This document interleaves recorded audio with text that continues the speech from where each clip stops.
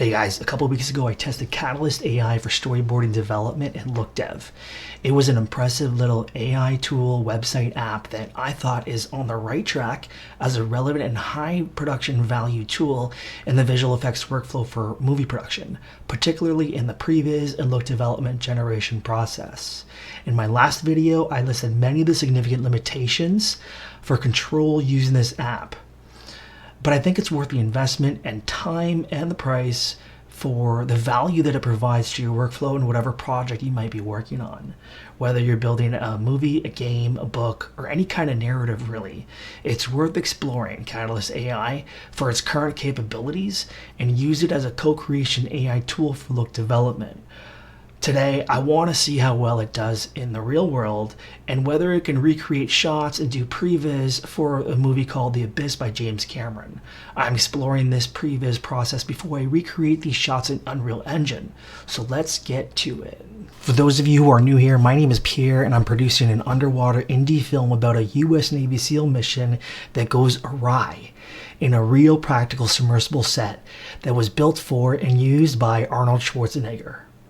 If you're interested in seeing how far I can take this latest AI tech, the power of NVIDIA GPU hardware, as well as Unreal Engine to create a high concept feature-length production, hit and like that subscribe button. So this is an app that I use called PureRef. This is where we put all of our reference material. So I just took the first few shots of the sequence where you can see in the back here is the station. Three of the submersibles move forward, and it starts off with Lindsay in the first submersible. They go over the cliff, and then it goes from a horizontal shot to a vertical shot with a really nice depth of field here. And they continue on down the cliff, so there's a lot of depth of field, and the shot composition is very rich. So I'm going to go ahead and open up Katalyst AI here. So it looks like they did some work on the interface. They just made it a little bit more modern and cleaner here. So I already have my own projects. So I'm going to go ahead and click on my projects. And if you were to upload an image, a reference image, or it could be another image from something else onto Katalyst AI as you're prompting it. I'll show you this one, for example. This is one of the shots where they're going down the cliff, and don't mind the color grading because there's all these encrypted codecs that are enabled to restrict any kind of screen copying or recording on Disney Plus. What I did was I asked for it to change the color, and it actually did it correctly.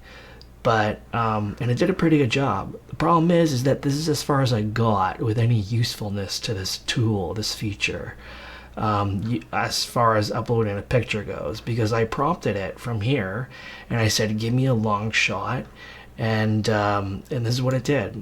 It gave me these images here, and this is far from what it's really capable of. I don't recommend you use this feature where you upload your reference image. I mean, I don't see much value in this at all. I'll show you where I do see value in Katalyst AI. I was going for a long shot because I really want to see like a cool shot composition like we saw in The Abyss. And this one, I have 3 high-tech submersibles cautiously descend along a massive underwater cliff. Their glowing beams piercing into the inky darkness, cinematic atmosphere. So it did a pretty good job with these God rays, right? Well, it gets better. So I'm gonna bounce out of here and go a little bit further on. This is a reference image that I uploaded. There wasn't much I did with that. But then it started going into more long shots, and this one is still a long shot, and I really like what it did with the different drones and how it kind of filled the scene composition with different depths of field and different distances of cliff, which was cool. It fills the image really nicely. This is a really cool one. I did a number of different takes in this one. These are long shots, and I love how it just carved holes, gigantic megalithic holes into a cliff with laser precision. That makes for a really cool and interesting idea. And then it adds different variations to the cliffs. Some of them look ancient, like as if it was carved with something, or ancient temple runes, and this one looks more natural and organic.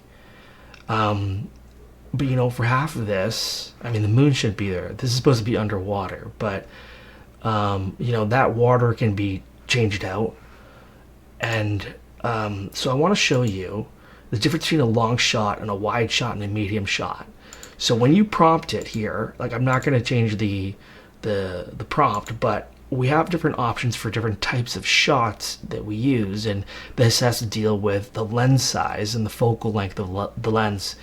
And in cinema, you know, we go from one to the next, and it's like a language when you start and open scenes and so forth.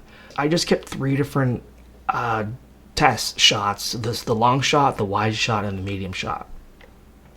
So that was the long shot there, and then I believe I tried a medium next. This is a wide actually, and I loved what it did here. It cut right into the cave, these cool holes, and I didn't even put that in there, so that was one for the win in giving me different ideas.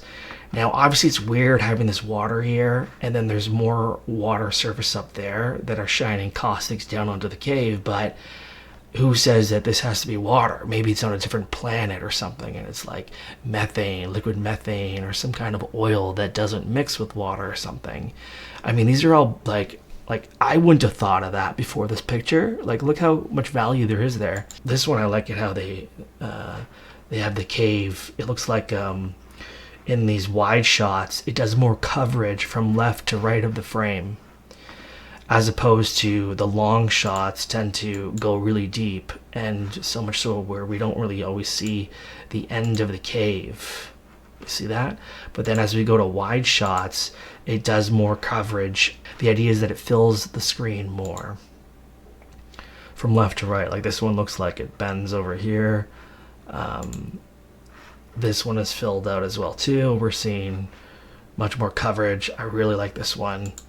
I mean, all of these are really cool, I have to say. Like, if a designer brought these to me, I would be impressed, okay? Especially for just like ideas, what they can come up with. And this was worth the price because they're all so good.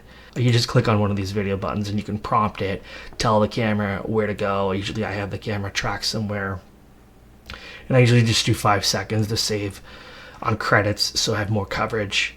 So this is one where the submersibles are descending down and they're supposed to go underwater, and I just track the camera down, but it's like still kind of a fake camera track. There's no camera shake, but I mean, like, this is pretty impressive stuff. Okay, so I just put the prompt in here for the divers. They enter the submarine and they go in searching in there. That's what happens in the movie. I'm gonna go ahead and change the shot to let's do a medium shot. 4 images, generate. So this looks really cool. I love that it created these spheres in the cliff here with the divers coming in. This one actually has what looks like a submarine with the cutout hole open, like as if another modular piece of equipment fits into there. This one is really cool, where it looks like there's something on the inside of this cliff or mountain here. And if only we had more control and consistency at this software so that we can continue this scene. So right now, this software doesn't have that. Katalyst AI doesn't have much continuity yet, especially with the locations and memorizing locations. That's one of its limitations. Hopefully one day that'll change. Let's go ahead and let's do divers inside submarine at bottom of ocean. Let's go with medium shot and 4 images again and see what it does. Okay, so we're getting a cool shot where it looks like we're inside the cockpit of the submersible here, looking at the window. And look at the resolution and the details on the side of that cliff. That is something. And that's cool. I put flashlights and it put a giant light beside this diver standing on the edge of a cliff. So let's see what Katalyst can do for the final shot of the sequence in which the fluorescent alien flies out of the submarine and catches the eye of the woman, Lindsay, in her submersible. And we see it kind of change shape and then it flies away. I believe it goes down. And that's the end for that sequence. So let's see if we can prompt that. I'm going to go ahead and change the prompt at the bottom here so that it reflects what we want. And then I'm going to go ahead and ask for a wide shot. That looks like a good, or actually, let's, instead of the long shot, let's go for the wide shot because I want to see most of the screen filled out from left to right. Okay, so it did it. So look at what it did. With a disorganized prompt, it didn't do a very good job. Just some butterflies underwater. But then as soon as I organized the prompt, it actually did it pretty good. I said an alien ship that resembles a butterfly with colors, fluorescent lights, flies out of submarine and rises to the surface underwater. So it got a lot, it just didn't get the submarine. That's not bad. So this one just looks like a thicker butterfly, and then this one looks like a much larger butterfly. Well, that's it for tonight. I hope you guys enjoyed this one. On the next video, I'm gonna be recreating the scenes from The Abyss in Unreal Engine, in which I'll have a lot more control and a lot more tools to work with. Until next time, cheers.